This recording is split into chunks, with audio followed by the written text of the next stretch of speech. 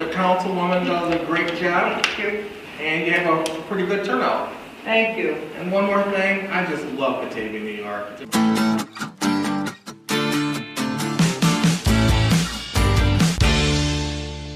Those are the kids that are unsupervised at the park. Those are the easy targets.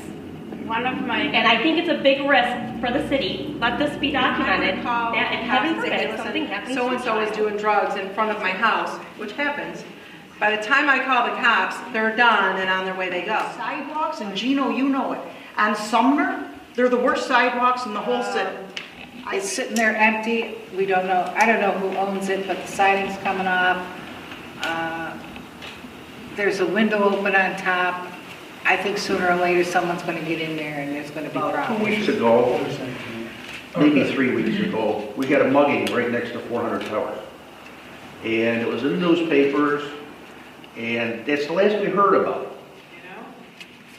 Now, any good news? Request for support from the city. I'm looking to hopefully get a skate park built.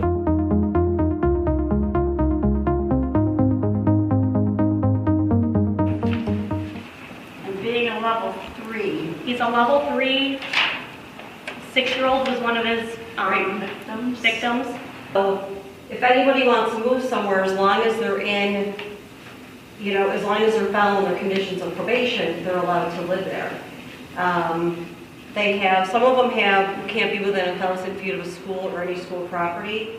I understand the laws, you know, but I also know that judges can kind of make people do what they want. And let them buy this house. Go ahead, buy it. But you can't live there.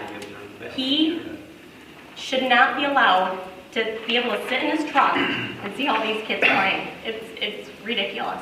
I mean, the judge has the choice. You put them out in the community or you send them to prison. bedroom faces the park, his bathroom faces the park, his side porch faces the park. I mean, there are sex offenders that live all over the city. Right. I mean, and It's you know, understandable to sit and watch kids play. His favorite thing to do. He's setting them up to fail. sex offender and they change their address, they have to let me know immediately that day. The registry allows you 10 days before you officially change your address, but I make them do it that day. I guarantee you. Level 3, he's a I level can't 3. guarantee that if he lived 5 houses down or if he lived out in the middle Right, of but Stafford, the that fact he that would the be park offended. is there, the park. His driveway touches the park. Right, but there's no rules after you get off probation or I parole. understand that. Unfortunately, I figured it would be a moot point, but I also, I thought we as people have the rights that we could petition the judge as well.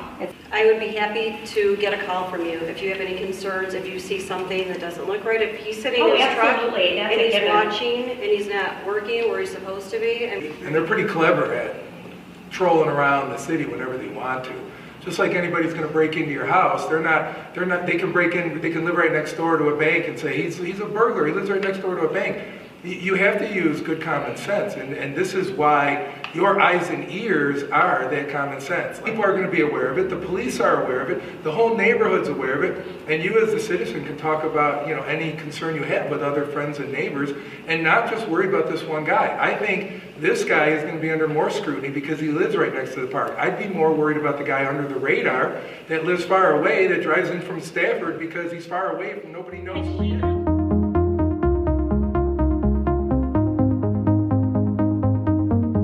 If I were to call the cops and say, hey, listen, so-and-so is doing drugs in front of my house, which happens, by the time I call the cops, they're done and on their way they go. No, it's tough. The problem with that type of stuff is you're absolutely right. It's difficult to catch somebody in the act. I have no problems if I report someone's doing drugs in front of my house and they're arrested and they say, you know, I am your accuser, I saw you do it. Now, what is the law there? Directly to the police department in fear of my name being released. In order to get some of these really good cases through the prosecution, you need a lot of evidence. You need history, you need information, vehicle descriptions, license plate numbers, and all that stuff. And then once you have that, then you've got to identify the people who are in the vehicle, driving the vehicle, so on and so forth. A lot of times when you're calling something in, they're probably already aware of it. But it's also extremely important that we do get those calls because we have a certain database that we compile all that information, you know, dates, times, locations, and all that stuff.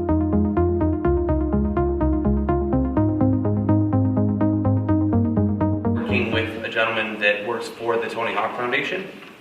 They offer a $250,000 dollar-for-dollar matching grant with an additional $50,000 for the ecological studies of the property before the park's even built. I mean, we just lost $500,000 in DLT money, and we're making some serious cuts in services. I mean, $350,000 in cuts this year, plus the tax rate's gonna go up dramatically, just to barely get by. People that were spray painting and doing drugs and drinking weren't the ones there to skateboard. They never are. If you can get that culture going, where you get a core group of people, you know, keeping an eye on it, just like, you know, the Ellicott Trail, there's already people popping up that want to kind of take ownership of it, and they're going to use it. They want to form a trail association and be there for improvements or reporting things.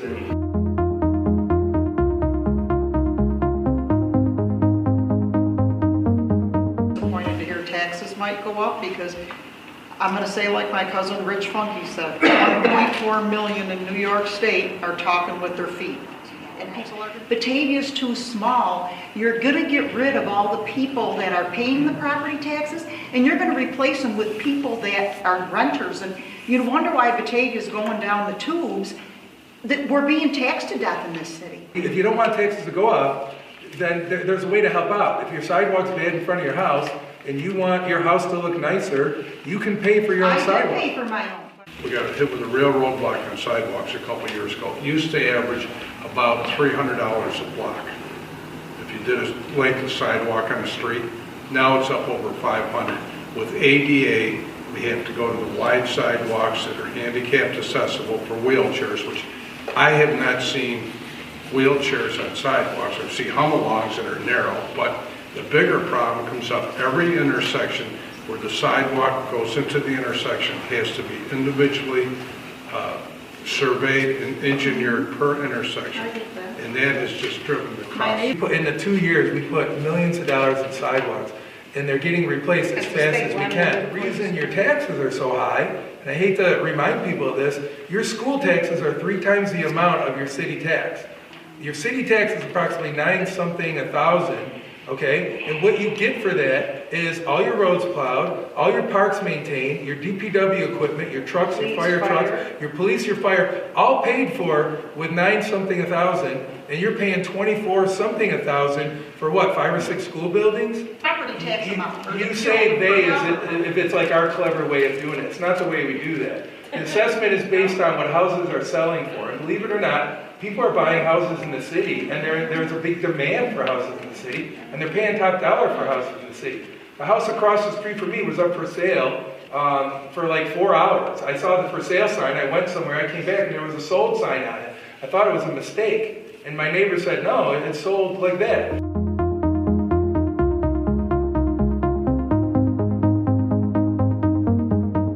Business sells, it's off the tax rolls. We're not sure that's the case.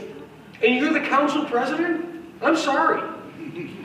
So that Jacasa was going in there, and everybody met, and they had this big meeting over at the senior center, or the 400 Towers, and we said we'd look into it. We put the pressure on them, and you put the pressure on them, and they backed away from it.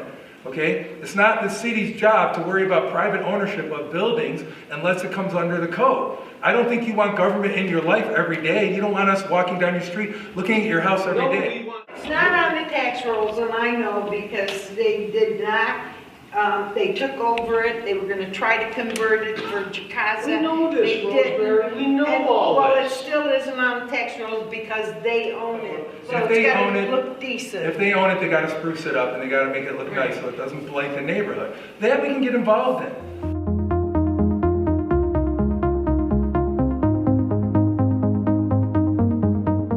People involved in the mugging never caught, or are they still next door?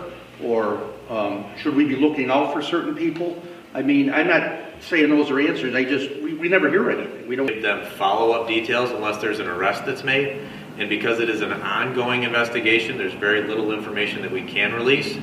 If there is public concern for any reason, if there's a description of a suspect or a vehicle or something in question that we're looking for, we will make sure that the media gets that information so we get that out to you folks as well, because we are going to look for the incident that you're talking about. It is still under investigation. We I believe that the detectives have some leads on that, but I can't be for certain if a suspect has been identified. Thank you very much for coming. Okay, have a good night.